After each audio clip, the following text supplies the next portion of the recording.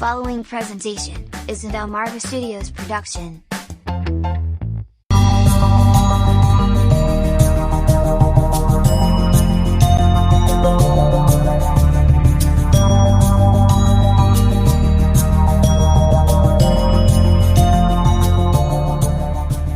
What's up, everyone? Greetings and salutations.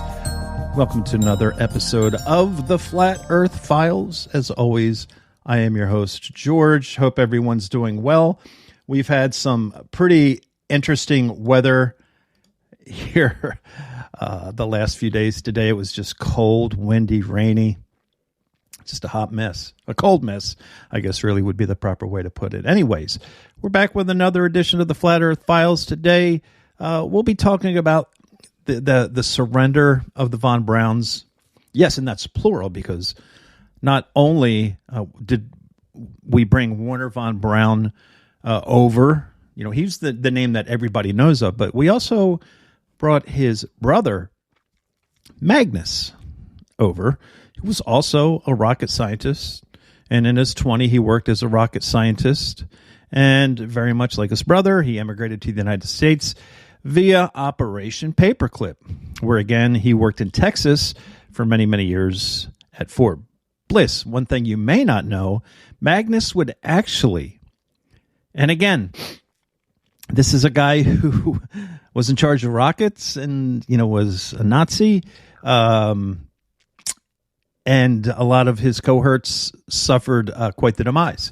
He, however, began his career in the mid-50s as a senior executive with Chrysler's missile and later automotive divisions. He would retire in 1975. He lived for 58 years, partially in the United States and partially in the United Kingdom. He kind of went back and forth. He actually lived a lot longer than his brother, Wernher. Magnus lived until June 21st, 2003, where he died in Phoenix, Arizona. And it's very interesting. Let me see. Let me verify this. Something, you know, again, I think one of the reasons why Wernher gets talked about so much, obviously, because of success with Walt Disney and putting the idea of space into modern-day Americans' mind. And then, of course, he would be the head of NASA. You see, Wernher was, or Magnus, excuse me, was a bit of a troublemaker. I've got so many windows open, I apologize. I'm kind of all over the place here. But von Braun, we're talking about Magnus here, arrived on November 16th, 1945, in New York aboard the SS Argentina, and was soon they put him right to work in Fort Bliss, Texas, and then later Redstone Arsenal in Huntsville, Alabama. And again, Magnus was interrogated as a witness for the Andre war crimes trial, in which Middlework General Manager George Rickey was acquitted. Now, the Fort Bliss Army CIC, which is like the CID, the agents there believed he was an extremely dangerous man. One of the United States agents actually remarked, quote, "His type is a worse threat to security than a half of a dozen discredited SS generals." Now, this is the bit of history that most people don't know about. He was caught trying, and this is soon after his arrival to, I believe it was Fort Bliss. He was caught trying to sell a brick of plutonium that he had stolen, of platinum, excuse me, not plutonium. Oh my gosh, yeah, that would be a story. He was caught trying to sell a brick of platinum that he had stolen from the base to a jeweler in El Paso. And again, like everything else, what do we do? What does the government do? They cover it up. And he was, quote unquote, informally punished. The story goes by means of a terrible beating that was given by his brother, Wernher, who was the politician. You know, rules for thee and not for me. You know, if any of these things happened to you and I, we would be down in Gitmo, awaiting swinging from the gallows pole. These guys were rewarded, lived a modestly comfortable life. Werner obviously, I think, grew into the American ways and embraced it. And again, we talked about last episode, was the Psalms 19:1, was that a sign? Was it a message to the people that, hey, all of this is a hoax? And it's quite an expensive hoax, right? I mean, NASA's getting $70 million a day, $65 million. But let's back it up just a hair.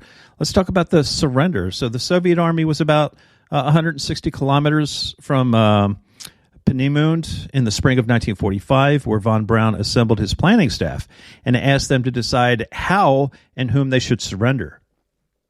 Afraid of Soviet cruelty to prisoners of war, von Braun and his staff decided to try to surrender to the Americans. Now, von Braun's team had been ordered to regroup in central Germany, but a conflicting order from an army chief ordered them to join the army and fight.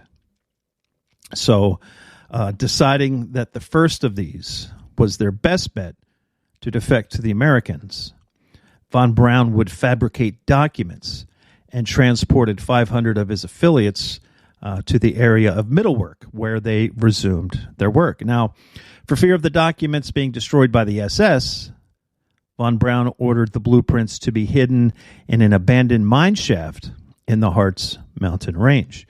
Now, while on an official trip in March, von Braun would suffer a complicated fracture of his left arm and shoulder when his driver fell asleep at the wheel. And it doesn't take much searching on your favorite search engine to see the picture of him with his arm in his cast. It's pretty bad shape. Again, his injuries were serious, but he insisted that his arm be set in a cast so he could leave the hospital. Now, due to this neglect of the injury, he would end up having to be hospitalized again a month later, where his bones had to be rebroken and realigned. Imagine that pain. Fast forward a month later in April, as the Allied forces advanced deeper into Germany, the science team was transported by train to the town of Oberammergau in the Bavarian Alps, where they were closely guarded by the SS with orders to execute the team if they were about to fall into enemy hands. However, von Braun, the politician, managed to convince an SS major to order the dispersion of the group into nearby villages so that they would not be an easy target for U.S. bombers. So, on May 2nd, 1945, upon finding an American private from the U.S. 44th Infantry Division, von Braun's brother and fellow rocket engineer Magnus approached the soldier on a bicycle. And he called out in broken English, quote, "My name is Magnus von Braun. My brother invented the V-2 rocket. We want to surrender." So the American High Command was well aware of how important their catch was. Von Braun had been at the top of the blacklist, which was the code name for the list of German scientists and engineers targeted for immediate interrogation by U.S. military experts. On June 19th, 1945, 2 days before the scheduled turnover of the area to the Soviets, U.S. Army Major Robert B. Staver, who was the chief of Jet Propulsion Section of the Research and Intelligence Branch of the U.S. Army Ordnance in London, and Lieutenant Colonel R.L. Williams took von Braun and his department chiefs by jeep from Garmisch to Munich. The group would be flown to Nordhausen and was evacuated 40 miles southwest to Witzenhausen, which was a small town in the American zone the next day. And von Braun was subsequently recruited to the United States under Operation Overcast, which again would become Operation Paperclip. And it's interesting because I don't know if I've mentioned this, but I'm here in the state of Delaware, and many of the technicians would actually fly into Newcastle Army Airfield, which is exactly at the most a 10-minute drive from where I grew up, just a few miles, which is 10 miles south of our biggest city, Wilmington, Delaware, on September 20th, 1945. They were then flown to Boston and then taken by boat to Boston Harbor. Later, with the exception of von Braun, the men were transferred to Aberdeen Proving Grounds in Maryland to sort out the Peanut documents. And these would enable the scientists to continue their rocketry experiments. And then they kind of drive on to the personal aspects of it. So I want to read now a really interesting article called The Atlantean Conspiracy, and they talk about the Masonic moon landing hoax. And this is from June 25th, 2012. John Glenn, the two-time U.S. Senator and one of the first men in space, was a known Mason. The number of astronauts known to be Masons is astonishing. Buzz Aldrin, which of course was the guy who took a swing at the guy asking him to put his hand on the Bible and say he landed on the moon. Also, Gordon Cooper, Don Eisel, John Glenn Jr., Gus Grissom, who was murdered in the capsule that day, James Irwin, Edgar Mitchell, Walter Schirra, and Thomas Stafford, and Paul Weitz, who was actually part of Skylab 2 and the Challenger. Now, again, that list is not by any means comprehensive, and there are likely scores upon scores of Mason within the ranks of NASA, not just astronauts, but those in management and officials as well. And again, Wernher von Braun, the first director of NASA, was one of the many top Nazi rocket scientists the OSS, who would turn into the CIA, brought to America during Operation Paperclip. So to begin with, NASA is full of Masons and Nazis.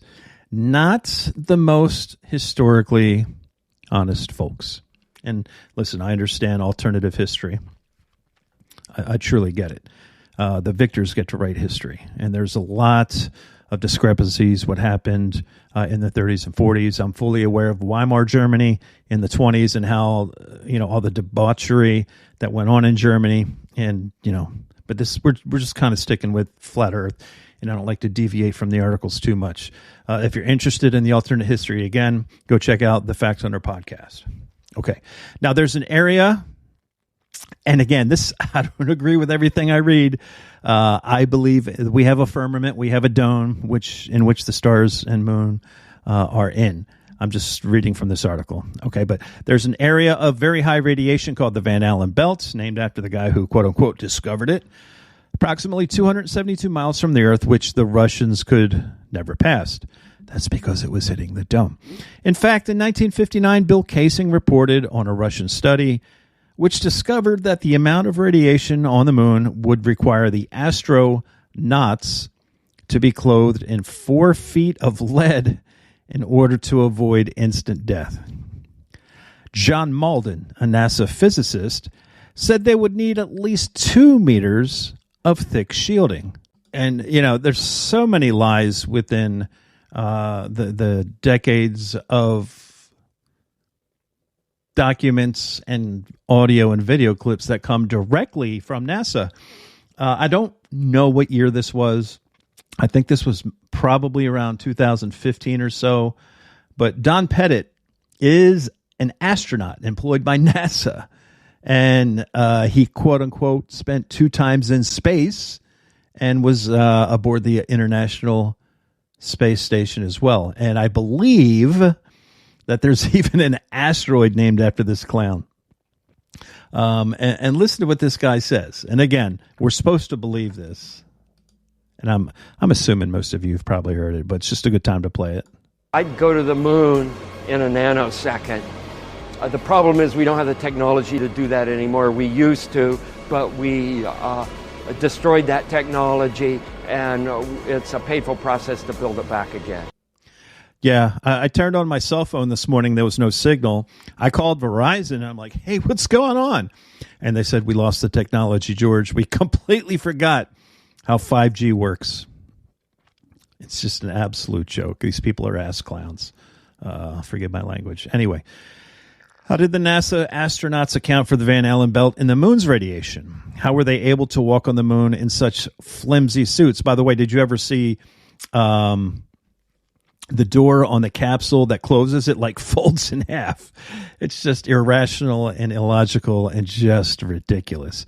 Why has no one else before or since gone through the Van Allen belt? On top of this, every 11 years, the belt varies through cycles of radiation. In 1969 and 70, during the Apollo missions, was, quote, at peak intensity. Again, I don't buy that either. I'm just reading from the story. NASA has never provided an adequate explanation for this. Now, 2 years before Apollo 11, NASA Director Wernher von Braun and a small team took a mysterious trip to Antarctica.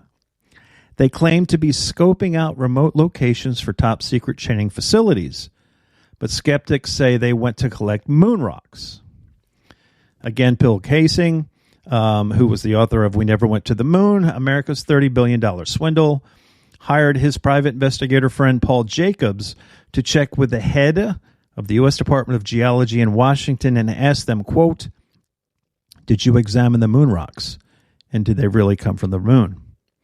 The geologist simply laughed and insinuated that people high in the U.S. government knew all about the cover-up. Why didn't NASA make a signal from the moon that could be seen by everybody on Earth without aid of their TV set? The Apollo astronauts could have done this with magnesium flares or similar technology, and it would have been a spectacular display for all to see. Proof of their accomplishment. It's interesting that we would travel all the way to the moon and not take any color video either. They had enough money and technology to put men on the moon, but they couldn't spring for some color video. The only black and white video available from NASA is the poor quality recording of a recording that we all saw on TV. Furthermore, NASA claims to have conveniently lost all the original Apollo 11 high-quality video and data telemetry tapes, so experts cannot examine their authenticity. Blueprints and designs of certain machines are missing as well, such as the Apollo lunar module and rover. Could you imagine? According to the history books, if you believe them, just as they are, right? All right. The greatest accomplishment of all mankind is landing on the moon. What we'll say, fire and creating the internet's a close second and third. But I mean, number one, I always thought it was so weird that the press conference that the astronauts had when they came home, right? When Michael Jordan won all those championships in the 80s and 90s, he was on every commercial. Nike, Air Jordans, Gatorade.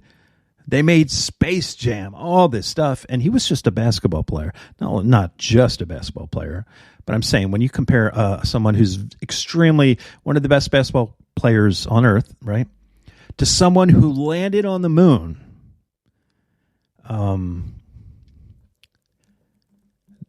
yeah, those guys were depressed. They never did commercials. They dipped out. I'd be doing.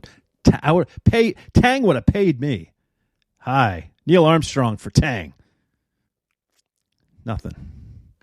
Many people say he went on and damn near drank himself to death because he deceived all mankind. Imagine that burden, guys.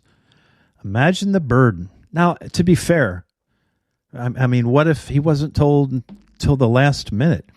I don't know. I could be wrong. But, yeah, he was a Freemason, but something tells me that it bothered him. Anytime, the few times he came out in public and talked, you could just see that there was something eating his soul away. And obviously it was the lie. Imagine the burden of you know that you're deceiving 7 billion people. Imagine that burden. Good grief. It's implorable. And of course, Neil A. Armstrong, if you do his initial and his first name backward, it's alien. Oh, what a joke. Armstrong. Just another Freemason joke. But I think it really got to him. That's me. And of course, they lost the data telemetry and all the other stuff. The greatest accomplishment on Earth. Hey, Jim, have you seen the data telemetry anywhere? It's telemetry, I know. It's late when I'm recording here. Jim, you seen the data telemetry? I thought you had it, Bob. Dang it. Oh, well. Just the greatest accomplishment of all mankind. Bunch of lunatics believe this crap. Award-winning British photographer David Percy is convinced the moon pictures are fake. In his book, he shows the anomalies in the lights and the shadows, which can only be accounted with multiple light sources, like, say, a stage set. Now, the only source of light on the moon should be the sun, but pictures show some shadows are longer than others, which means shadows cast in different directions in the same picture, and certain undeniably spotlit areas. For instance, he points out that the American flag and the words United States on the craft are always brightly lit, even when all else is in shadows. There are a couple of pictures where extension cords are clearly seen stretching across the moon's surface as well. There is a JPL picture from 2012, which is still on their website, a supposed picture of Mars. And on the bottom left-hand corner, you can clearly see like a mouse or a rat. It's just ridiculous what they allow to let pass. But they mock us, which is the reason why they don't hide it. They don't pull it off. When the Apollo astronauts are pitching the American flag, it is whipping around quite violently. NASA says that there's no wind on the atmosphere for a moon and has never provided an adequate explanation for this. Also, if you speed up the video of our friend Neil Armstrong bouncing on the moon by exactly 2 times, it becomes clear that he is in Earth's gravity, just taking long strides, and they slow it down. NASA simply just took the video and slowed it down to half speed in post-production. Thank you, Stanley Kubrick. So the second man on the moon, 33rd degree Freemason Buzz Aldrin, was asked at a banquet what it felt like to step on the lunar surface. He got up without saying a word and left the room crying uncontrollably. Another time, he was approached and called out by, again, Bart Subrell. Bart asked Buzz to put his hand on the Bible and swear that he went to the moon, and Buzz reacted by punching him in the face, which tells me that he acts less like someone who has walked on the moon and someone more like, trying to live a big lie.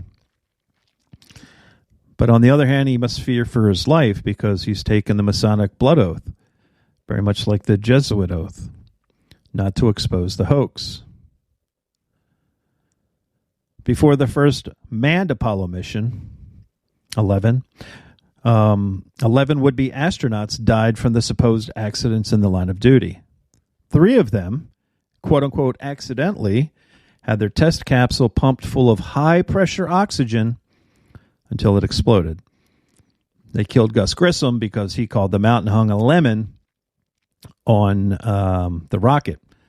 And then the guy who would investigate that incident, he, his wife, and stepdaughter would be killed as well for trying to uncover it. So again, by the way, 7 more died in plane crashes and 1 in a car crash. 11 astronauts coincidentally dying under such circumstances is highly unlikely and points toward the Masons trying to find the right people to sell their hoax. Now, if you're not familiar with gematria, that is where letters and numbers A equals 1, B equals 2, C equals 3, Z is 26. And it's an old Kabbalistic thing that the Illuminati, the Jesuits, and these folks use. And there are a number of photos supposedly taken on the moon that clearly show the letters C engraved in a moon rock.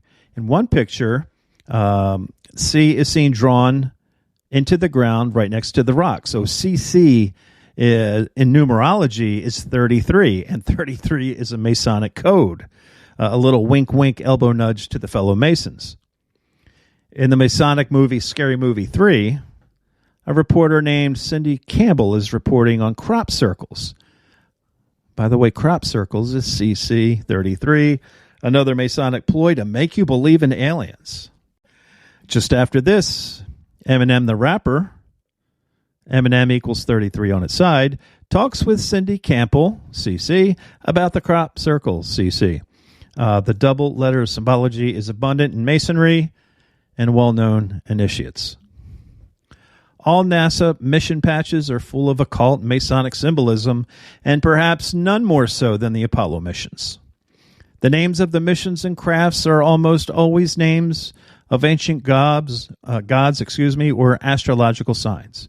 They always use Roman numerals and complex sacred geometry, the secrets which are held by the Masons. Why was it the eagle that landed on the moon? The eagle has landed. You see, eagles have long been used to symbolize the crown chakra. Many mission patches feature the caudicus, serpents, eagles, and other spiritual symbology.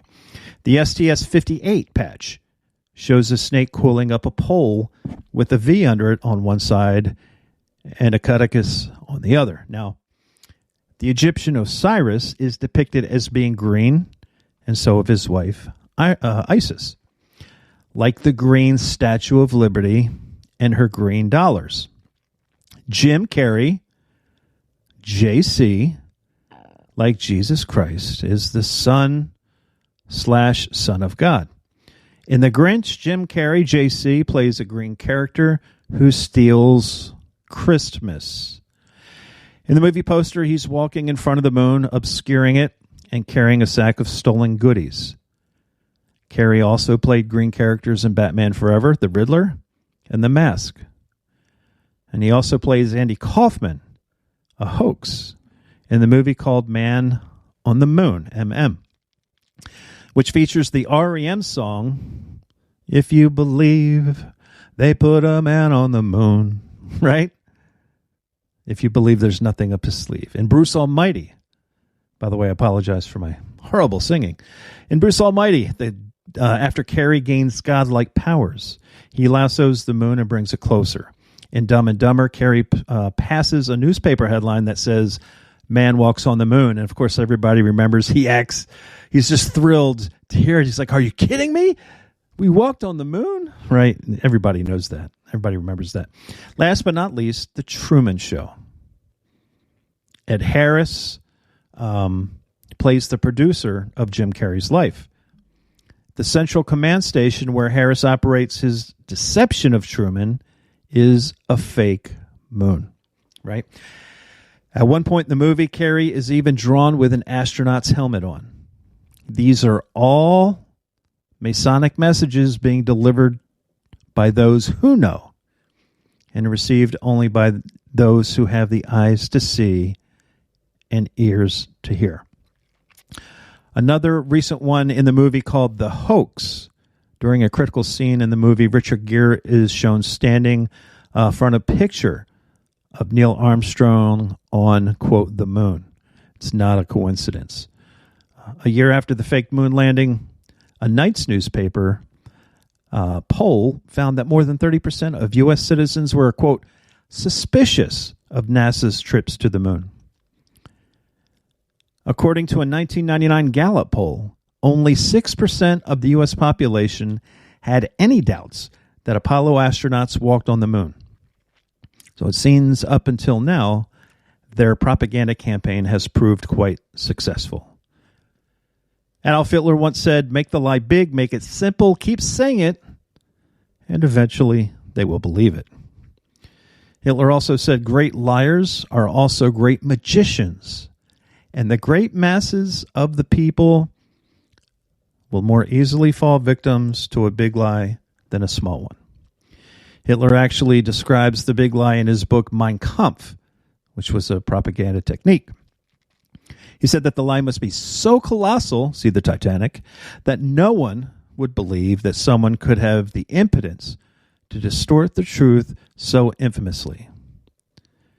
16 years later, Hitler's propaganda minister, Joseph Goebbels, wrote in a January 12, 1941 article called Churchill's Lie Factory. And Churchill wasn't the guy that you think he was. Quote, the English follow the principle that one lies.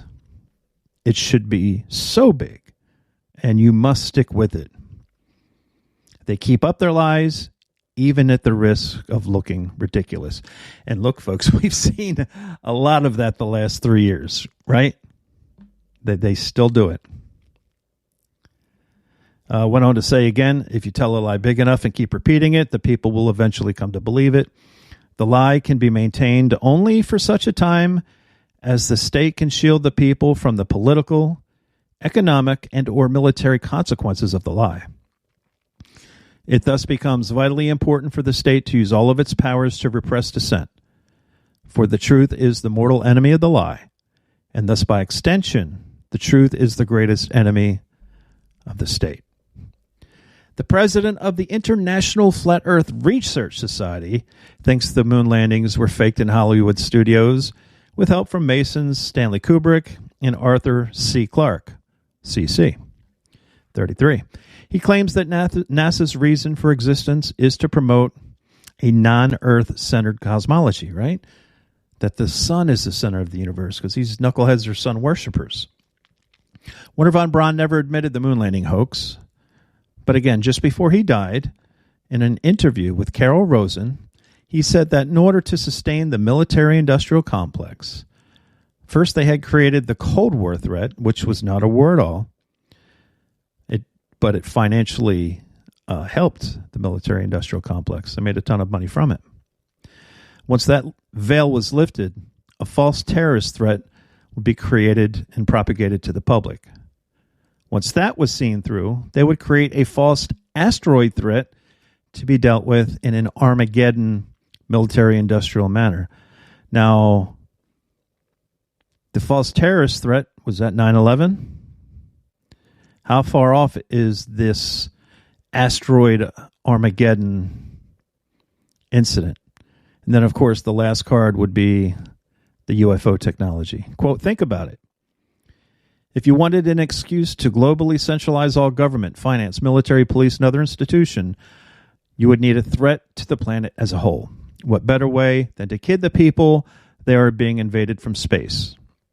You would have a global problem, a global demand that something must be done, and an opportunity to offer a global solution. A world government and army to meet this threat. That is the plan we are now being prepared for. And that was from David Icke from his book, The Biggest Secret. So there you go. Lastly, I'll touch on this real quick. If you did not know, of course, Walt Disney was a Freemason. If you have not read Fritz Springmeier's Bloodlines of the Illuminati trilogy, implore you to read it. But I wanted to read this to you really quick. Secret Societies, Yale and Disneyland, written by Mike Nizza from June 21st, 2007. Here we go. So there's a secret club in Disney World called Club 33. It's only available to 487 members.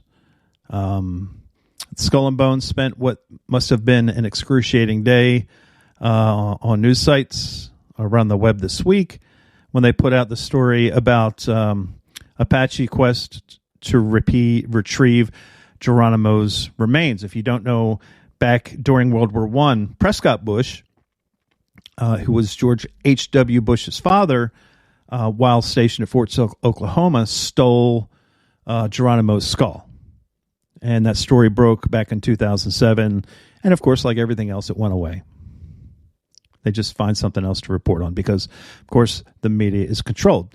Now, in 2007, there was another secret society that was dragged out into the light by the Los Angeles Times. And for years, this one's been sitting right before everyone's eyes, if your eyes were focused on Disneyland.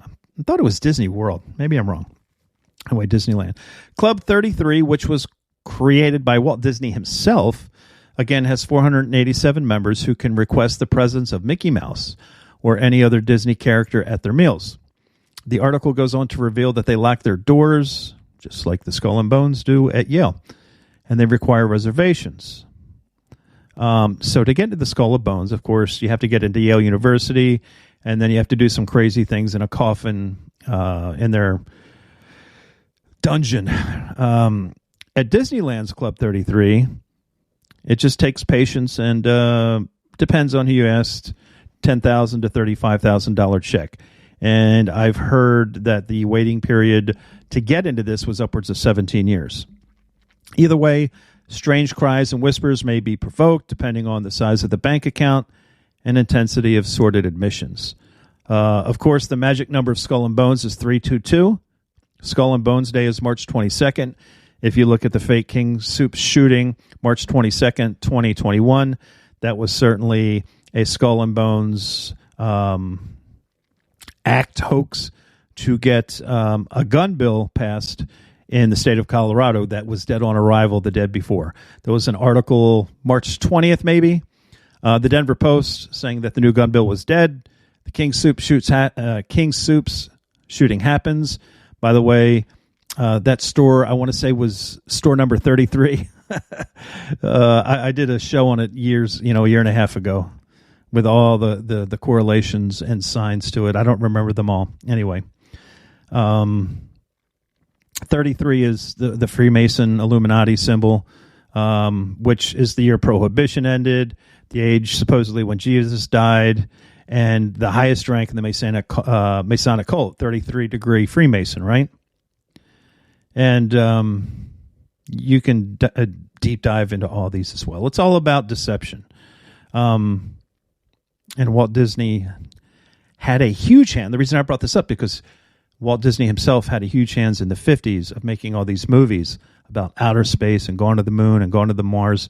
And a lot of reports say that he was part of Operation Deep Freeze when was that? I thought I had my notes up, guys. Operation Deep Freeze. Well, the movie that Disney made was Operation Deep Freeze Antarctica, which ran 45 minutes, premiered in June 5th, 1957 on ABC TV. And that was a correlation of Walt Disney and Warner von Braun. That's the reason I brought this up. No other reason why. Deception. It's all about deception. They want you to think Big Bang Theory, you just happen to be here, you're an accident. The sun is the center of the universe. The earth revolves around the sun. It's all anti-God, anti-creator, and nothing, my friends, nothing could be further from the truth. You were put here at this time intentionally because you could handle it. So pick up the armor of God and again, there's no quicker way to lose the respect of your family and friends than to say, hey, we live on a flat, enclosed environment, right? Just like a snow globe, except the water's on the outside rather than the inside. There's no vacuum next to our atmosphere. There's no gravity. There's buoyancy and density. What I'm going to do, please take a moment and go to the show description and check out, it's just a 2.5-minute clip. Back in the day, Pixar made this very short story called Knick Knack. And a lot of people think it has an awful lot of nods to the flat earth. And of course, the Disney logo, when the movie starts, it says Disney. Then they show the dome over the Walt Disney. And then the castle going through the dome. That's their goal.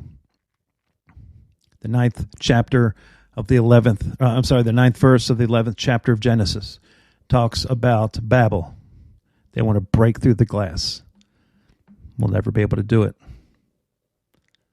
So please go to the show description, watch it 2.5 minutes, and let us know what you think. Again, email is theflatearthfiles@gmail.com, theflatearthfiles@gmail.com. If there's anything you want me to cover if you'd like to come on here as a guest and chat, we'd love to have you. Help us spread the word. Tell your friends about this podcast. I think right now this podcast is available on every major podcast distributor sans iHeart. I don't think iHeart has got us yet. They're the slowest. It usually takes about 30 days to get the podcast on there. I'll get an email when I do, and I'll let you know. But please take time and tell your friends. Say, hey, check this out. And again, if there's anything you want me to cover or talk about, or questions, comments, concerns, you want to reach out, don't be afraid to hit us up. The Flat Earth Files at gmail.com. And I want to thank you so much for taking the time. And again, I'm not a classically trained journalist. I just get behind the microphone and, I do a little research and I try to discern what's interesting, what's factual, and kind of read from it and kind of give you my thoughts and ideals about it. And, one other thing that I do want to share before we parted ways, if you may give me another moment. I think we all we have our favorite truthers on YouTube and on podcasts. I've noticed lately, and I want to make this perfectly known up front, I will never, ever tell another podcaster, truther, how to do their program. This is just me talking out loud. This is all that is. And I'm not even going to mention any names.